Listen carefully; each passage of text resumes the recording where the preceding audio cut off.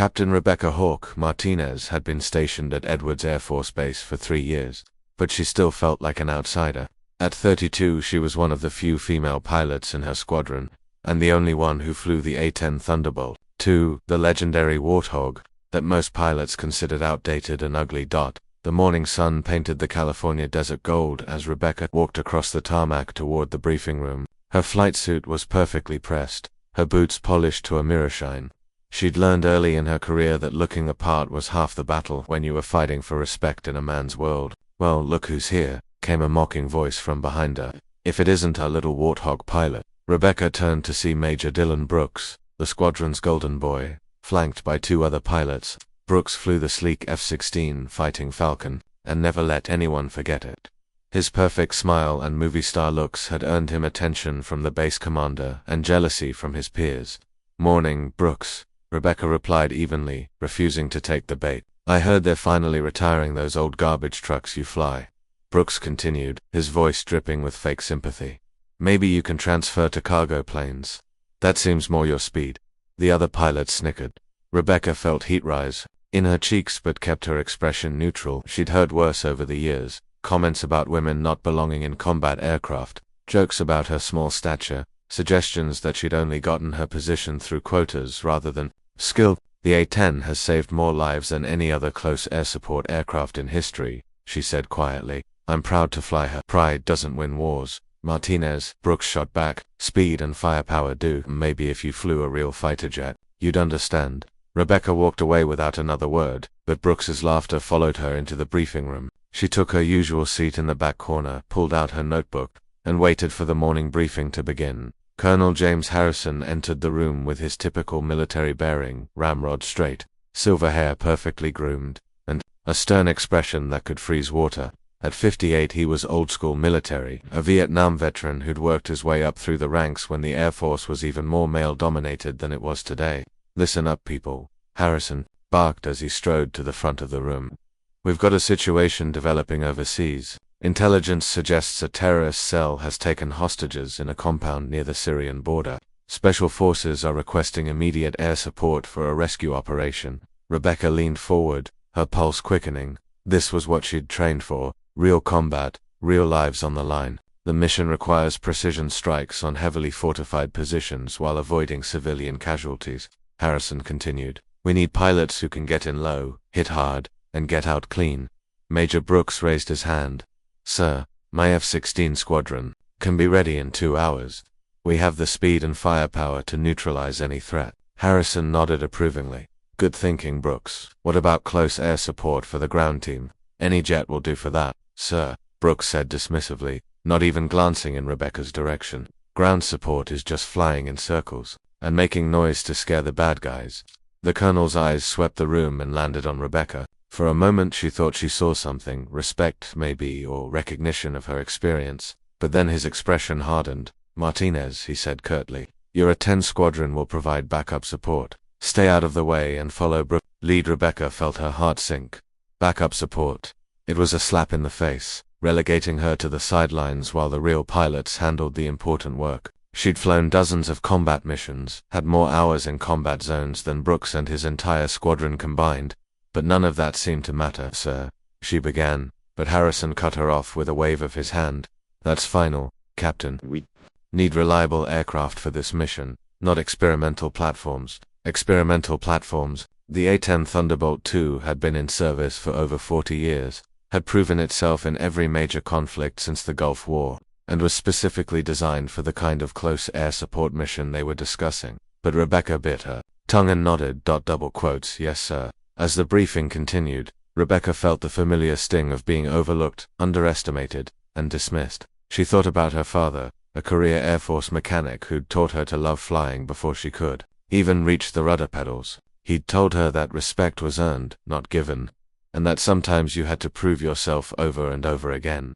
She thought about her younger sister Emma, who looked up to her as proof that women could do anything they set their minds to. Emma was in her first year at the Air Force Academy, following in Rebecca's footsteps, despite the challenges she knew lay ahead. But mostly, Rebecca thought about the hostages who were counting on them to bring them home safely. Soldiers, aid workers, maybe even children, people whose lives hung in the balance. while politics and prejudice played out in a briefing room half a world away as the other pilots filed out, chattering excitedly about the upcoming mission. Rebecca remained in her seat. She pulled out her phone and looked at a photo of her A-10 tail number 780691, nicknamed Thunder by her ground crew. The aircraft wasn't pretty by conventional standards, with its angular lines and massive cannon, but to Rebecca it was beautiful. The A-10 was built for one purpose: keeping American soldiers alive. Its titanium bathtub could withstand direct hits from anti-aircraft fire. Its GAU-8 cannon could punch through tank armor. Its slow speed and long loiter time made it perfect for providing close air support to troops in contact. Brooks and his F-16s were fast and flashy, but they couldn't do what her Warthog could do. They couldn't fly low and slow, couldn't stay on station for hours, couldn't deliver the kind of precise, sustained firepower that ground troops needed when things went sideways. Rebecca stood up and walked out of the briefing room with renewed determination. She had 8 hours to prepare for a mission that could make or break her career. More importantly, she had 8 hours to prepare for a mission that could save lives. As she walked toward the hangar where Thunder waited, Rebecca made herself a promise. She would prove that she belonged in that cockpit, that the A-10 belonged in the fight, and that sometimes the old, ugly, underestimated option was exactly what the mission required. She didn't know it yet, but in less than 12 hours, that promise would be put to the ultimate test. The hangar buzzed with pre-mission activity as Rebecca approached her aircraft. Thunder sat in the center of the space like a sleeping giant, her gray paint scheme reflecting the harsh fluorescent lights. Ground crew members swarmed around the A-10, performing final checks and loading ordnance with practiced efficiency. "Morning, Captain," called out Sergeant Mike Rodriguez, Rebecca's crew chief, at 45. Rodriguez had been maintaining aircraft longer than Rebecca had been flying them. His weathered hands and oil-stained uniform told the story of countless hours keeping warbirds in the air. "How's she looking, Sergeant?" Rebecca asked, running her hand along the aircraft's fuselage. "Like $1 million, ma'am. We've loaded her with a full complement of a GM-65 Mavericks and enough 30mm rounds to level a city block." Rodriguez's pride in his work was evident in every word. "She's ready to show those fancy F-16 boys what real firepower looks like." Rebecca smiled despite her mood. Rodriguez and his team had been with her since she'd arrived at Edwards. They'd seen her struggle for acceptance, watched her prove herself mission after mission, and never once questioned her ability to fly their bird. "Thanks, Mike. I know she's in good hands." "Captain Martinez," a young voice interrupted their conversation. Rebecca turned to see Lieutenant Jamie Foster, fresh out of flight school and assigned as her wingman for the mission. At 24, Foster reminded Rebecca of herself 8 years ago, eager, nervous, and determined to prove she belonged. "What is it, Foster?" "I wanted to thank you for letting me fly with you today. I know you requested an experienced pilot, but Colonel Harrison assigned you anyway," Rebecca finished. It was another small slight, pairing her with the squadron's newest pilot while Brooks got the veterans. Foster's face reddened. "I won't let you down, ma'am. I've studied the mission profile, reviewed the target area, and relax, Lieutenant." Rebecca placed a reassuring hand on the younger pilot's shoulder. "We all started somewhere. Just stick close, follow my lead, and remember your training." As Foster walked away to inspect her aircraft, Rebecca felt a familiar weight settle on her shoulders. She wasn't just responsible for her own safety now, but for a rookie pilot who was probably more nervous than she was letting on. Rebecca climbed into Thunder's cockpit and began her pre-flight checks. The familiar routine calmed her nerves, testing control surfaces, checking engine parameters, verifying weapons systems. Every switch, every gauge, every readout told a story of mechanical precision and deadly capability. The A-10's cockpit was Spartan compared to newer aircraft, lacking the advanced displays and fly-by-wire systems of modern fighters, but Rebecca preferred it that way. In Thunder, she was in direct control of every system, connected to the aircraft in a way that glass cockpits couldn't replicate. As she worked through her checklist, Rebecca's radio crackled to life.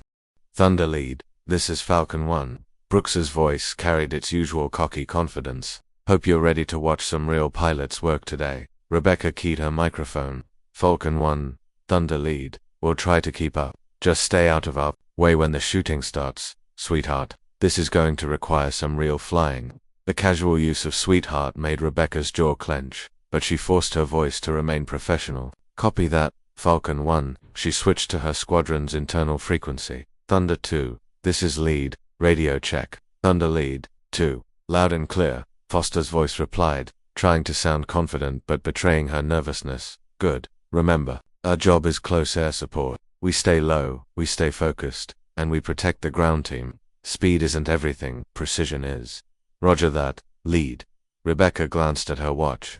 2 hours until takeoff. She used the time to study satellite photos of the target area, memorizing landmarks and identifying potential threats. The compound was located in a valley surrounded by rocky hills, with only one road leading in and out.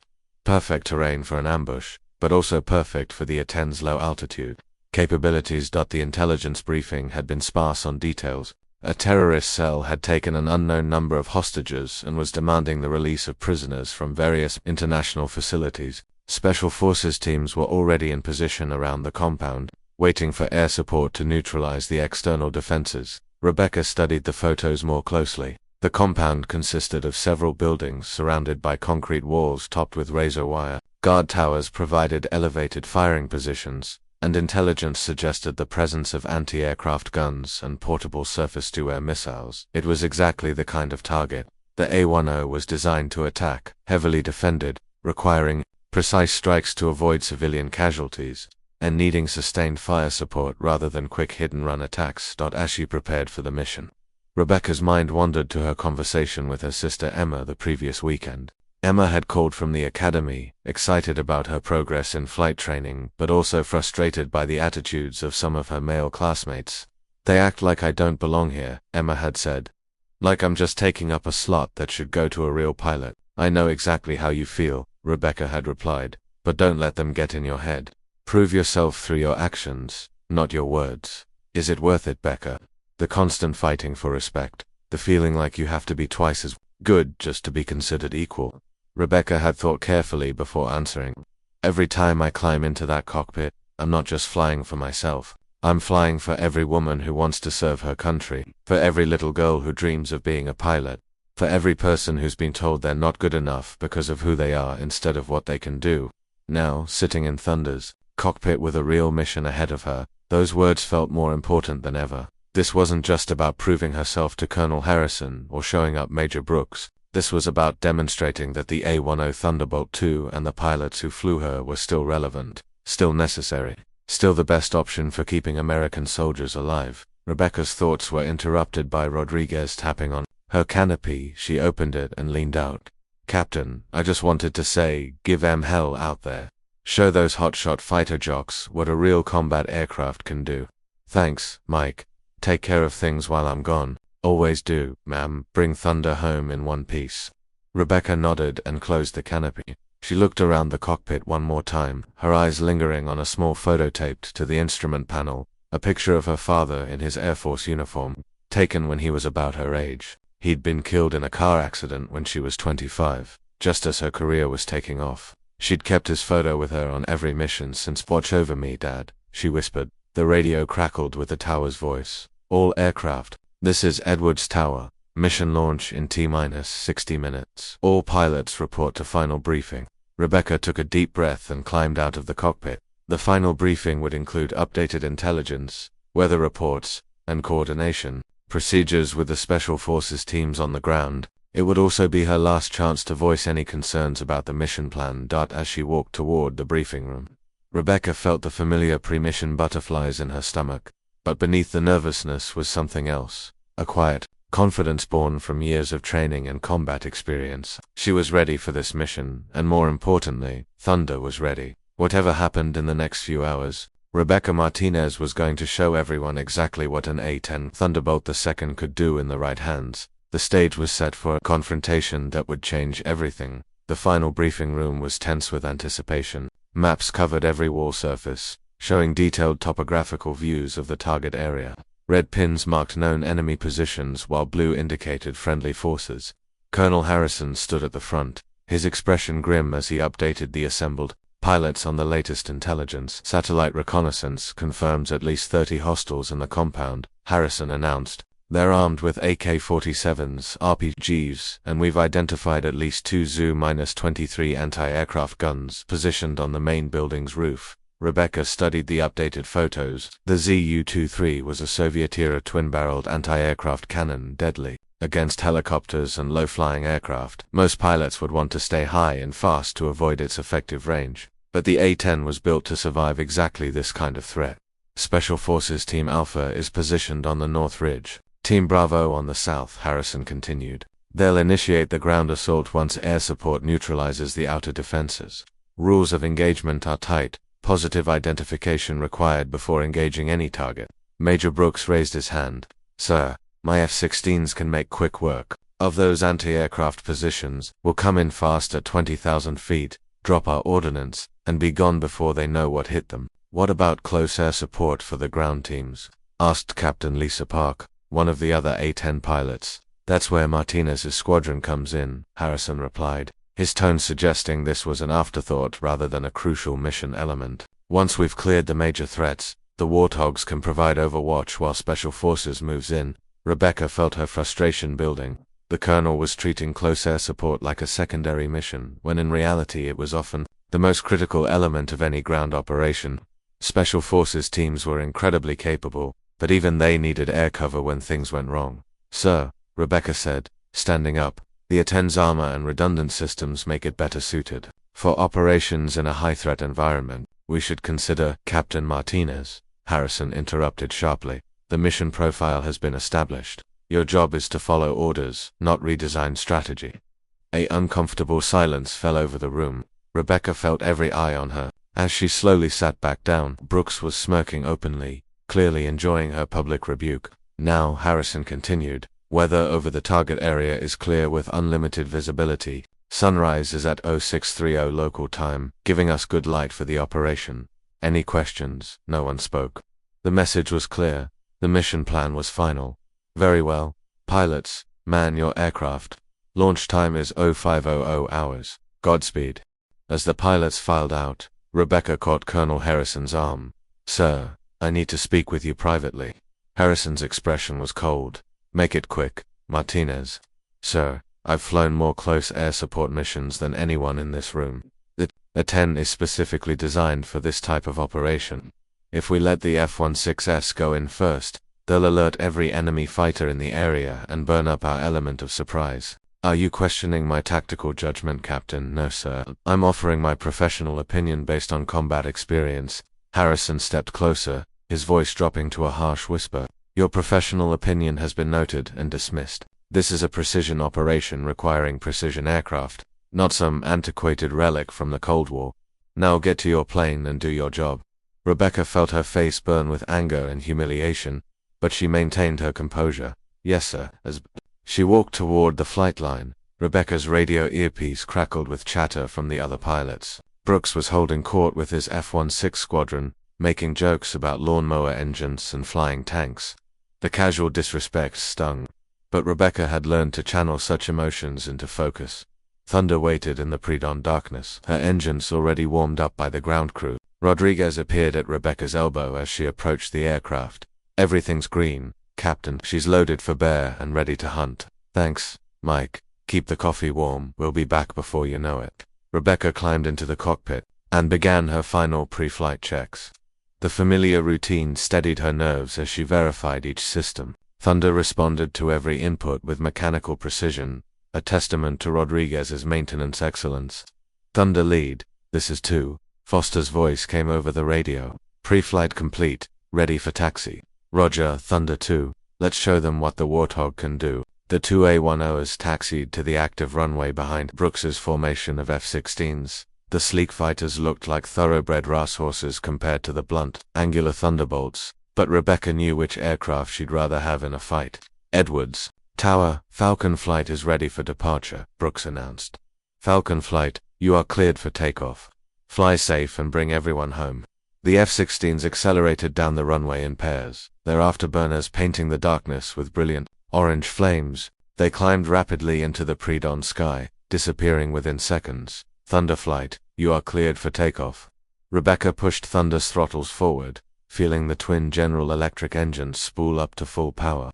The A-10 accelerated, more slowly than the fighters, but with a deep purposeful growl that spoke of raw power and determination. As they climbed toward their cruising altitude, Rebecca looked out at the dawn breaking over the California desert. In 2 hours, they'd be over hostile territory. Flying into a situation where split-second decisions could mean the difference between life and death for American soldiers.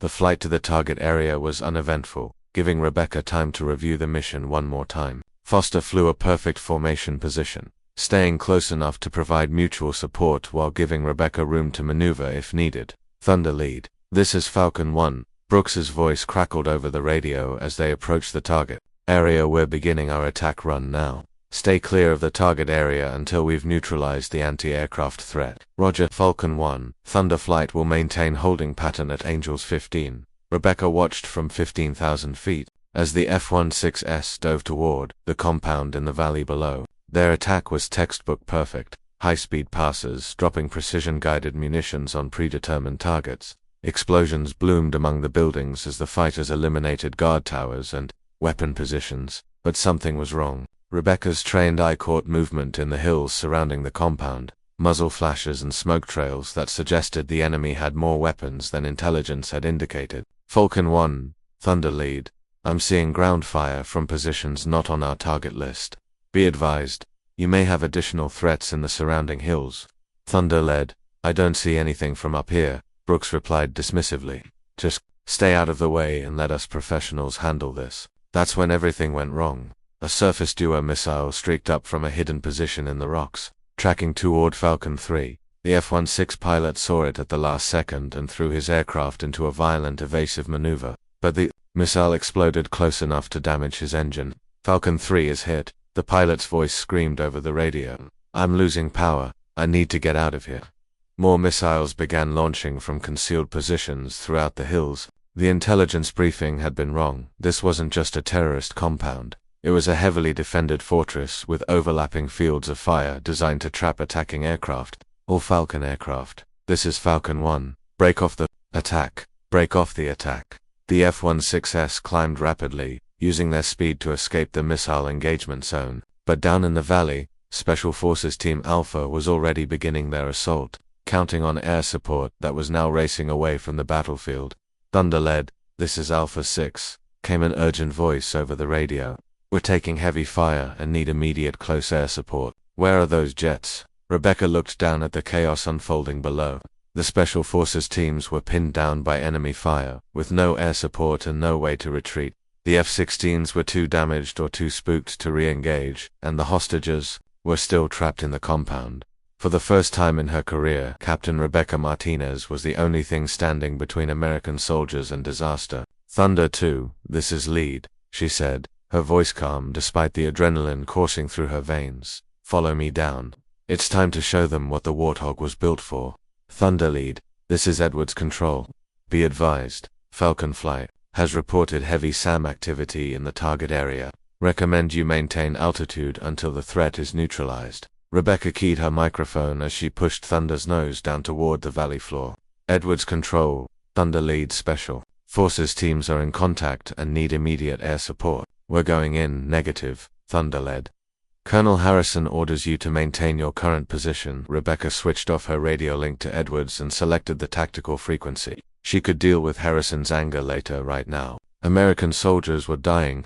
Alpha 6, this is Thunder led. We're inbound for close air support. Mark your positions with IR strobes and stay low. Thunder lead. Alpha 6, thank God you're coming. We've got approximately 20 hostiles in the compound courtyard and more in the surrounding buildings. The hostages are being held in the central structure, a large white building with a red roof. Rebecca studied the target area as she descended. The compound sat in a natural bowl surrounded by rocky hills, with the main road snaking down from the north. Smoke rose from several buildings where the F-16s had scored hits, but the enemy was still very much in the fight. Thunder 2, this is lead. I want you to establish a high cover position at 8,000 feet. Keep your eyes open for more SAM sites and call out any threat. Roger, lead. Thunder 2 is climbing to high cover. Rebecca appreciated having Foster as backup, but this kind of mission required experience. The young pilot would be more valuable staying high and watching for threats than trying to navigate the dangerous low-altitude environment. At 5,000 feet, Thunder began taking ground fire. Green tracers streaked past the cockpit, and Rebecca heard the distinctive crack of bullets passing close to the aircraft. She wasn't worried the A-10's titanium bathtub could shrug off small arms fire. And she'd flown through worse in Afghanistan and Iraq. Alpha 6, I have eyes on your position. I'm going to make a gun run on the courtyard. Keep your heads down. Rebecca rolled Thunder into a shallow dive, lining up on the compound's main courtyard where muzzle flashes indicated concentrated enemy activity. The A-10's GAU-8 Avenger cannon was one of the most devastating weapons ever mounted on an aircraft, a 7-barrel Gatling gun that fired 30mm depleted uranium rounds at 3,900 rounds per minute. She squeezed the trigger, and Thunder shuddered as the massive cannon unleashed its fury. The sound was unlike anything else in aviation, a distinctive brute that had earned the A-10 its fearsome reputation among ground forces. Dust and debris exploded across the courtyard as the high-explosive rounds tore through concrete and steel. Good hits, Thunderlead. You've suppressed the courtyard. We're moving to the breach point. But Rebecca wasn't done. Intelligence photos had shown weapon positions on the compound's walls and guard towers. She rolled Thunder into a tight turn, keeping the target area in sight while scanning for surface-to-air missile launchers. Thunder Lead, Thunder 2, I've got movement on the ridgeline to your east. Looks like another SAM site powering up. Rebecca looked toward the eastern hills and saw the telltale dust cloud of a mobile missile launcher moving into position.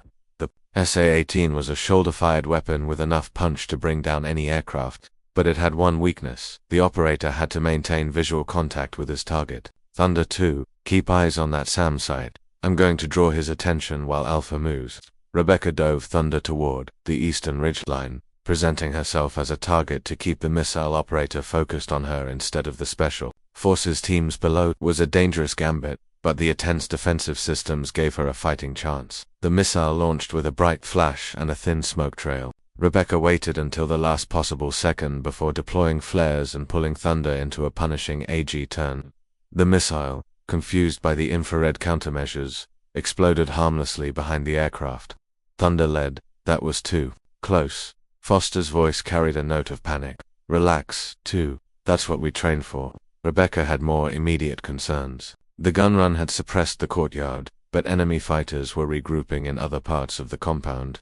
She could see muzzle flashes from windows in the main building, the same building where the hostages were being held. Alpha 6, Thunder Lead, I need you to mark the exact location of the hostages. I can see enemy activity in the main building. Thunder Lead, hostages are in the northeast corner of the main building, second floor. We can see them through the windows. Looks like about 8 people, mix of military and civilian. Rebecca studied the building through her targeting system. The structure was substantial, reinforced concrete that could probably withstand a direct hit from her cannon, but the terrorists inside were using the hostages as human shields, making any direct attack impossible. That's when she noticed something. The F-16 pilots had missed in their high-altitude attack. The compound's power lines ran along the eastern wall, supported by tall poles that would provide perfect firing positions for enemy snipers. More importantly, those poles were positioned to give enemy fighters clear shots at the Special Forces teams as they approached the main building. Alpha 6, be advised. You've got potential sniper positions along the eastern wall. Power line poles provide elevated firing positions with clear lines of sight to your approach route.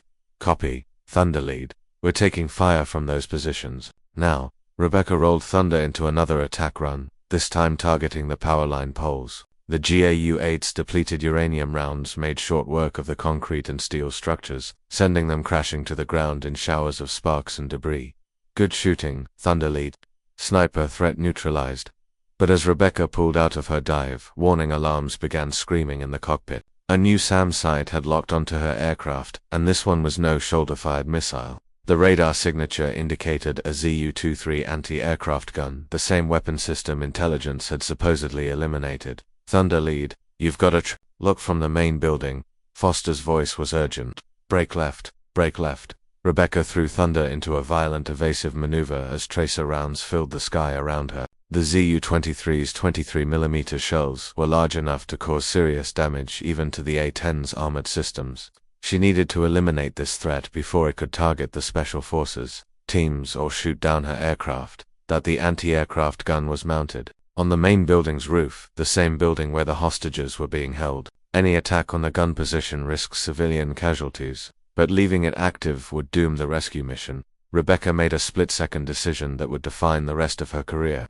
Instead of attacking the gun directly, she would use Thunder's precision and her own flying skill to eliminate the threat without harming the hostages. Alpha 6, I need you to create a diversion, draw their attention away from the rooftop for 30 seconds. Roger, Thunder lead, will light up the southern wall. As trace of fire erupted from the Special Forces positions, Rebecca lined up for the most difficult shot of her career. She would have to thread Thunder between the hills, come in below the anti-aircraft gun's minimum elevation, and place her rounds with surgical precision. It was exactly the kind of mission the A-10 Thunderbolt 2 was designed for, and exactly the kind of flying that separated real pilots from pretenders. Thunder 2, this is lead. If this goes wrong, you take command and get those soldiers home. Lead, what are you doing? Rebecca didn't answer. She was too busy proving that sometimes the old, ugly, underestimated option was exactly what the mission required. Rebecca rolled Thunder into the steepest dive of her career, the altimeter unwinding rapidly as she plunged toward the compound. The anti-aircraft gun on the main building's roof swiveled to track her descent, its twin barrels belching orange fire as 23mm shells streaked past the cockpit. This was what separated the A-10 from every other aircraft in the Air Force inventory. Any other pilot would have climbed high and fast, trying to avoid the deadly ground fire. But the Warthog was built for this moment, designed to fly low and slow through the worst enemy defenses to deliver precision firepower exactly where it was needed. At 800 feet above ground level, Rebecca pulled Thunder out of the dive and skimmed across the compound's eastern wall. The anti-aircraft gun couldn't depress low enough to track her, giving her precious seconds to line up her shot. She could see the gun crew frantically trying to adjust their weapons elevation, but physics was against them. The ZU-23 was designed to engage high-altitude targets, not aircraft flying at treetop level. Rebecca squeezed the trigger for a 1-second, burst approximately 65 rounds of 30mm depleted uranium death. The shells impacted the rooftop with devastating precision, destroying the anti-aircraft gun and its crew while leaving the rest of the building intact. Outstanding shooting, Thunder led. Alpha 6's voice crackled with relief. Threat neutralized. We're moving to the breach point now. But Rebecca wasn't done. As she pulled up from her attack run, she spotted something that made her blood run cold. More enemy fighters were moving through the compound's back alleys, trying to flank the Special Forces teams from the west. Intelligence had seriously underestimated the number of hostiles in the area. Alpha 6, you've got approximately 50 enemy fighters moving to flank your position from the west. They're using the back alleys for concealment. Copy, Thunder led. We're committed to the breach, can't reposition now. Rebecca looked at her fuel gauges. Thunder had enough gas for maybe 10 more minutes of low altitude maneuvering before she'd have to climb to more fuel-efficient altitudes. But 10 minutes might be enough to tip the balance. Thunder 2, this is lead. I'm going to make multiple gun runs on the western approaches. Keep your eyes open for any remaining SAM threats. Roger, lead. Be careful down there. Rebecca rolled Thunder into a series of strafing runs that would have been impossible in any other aircraft. The A-10's slow speed and tight turning radius allowed her to maneuver between buildings, using her cannon to eliminate enemy positions while avoiding civilian areas. Each gun run was a masterpiece of precision flying. Thunder's Go-8 cannon spoke, with devastating authority, its distinctive brut echoing off the valley walls as 30mm rounds found their targets.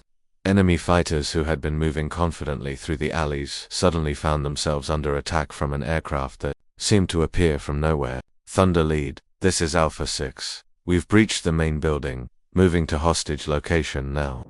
Rebecca climbed to 500 feet and established a protective orbit around the compound. From her position, she could see the Special Forces teams moving through the building while enemy fighters tried to establish new defensive positions. That's when her radio crackled with an unexpected transmission. Thunder lead, this is Falcon 1. Brooks's voice had lost its earlier arrogance. We've completed emergency repairs and are returning to provide support. Rebecca keyed her microphone. Falcon 1, Thunder lead, appreciate the offer.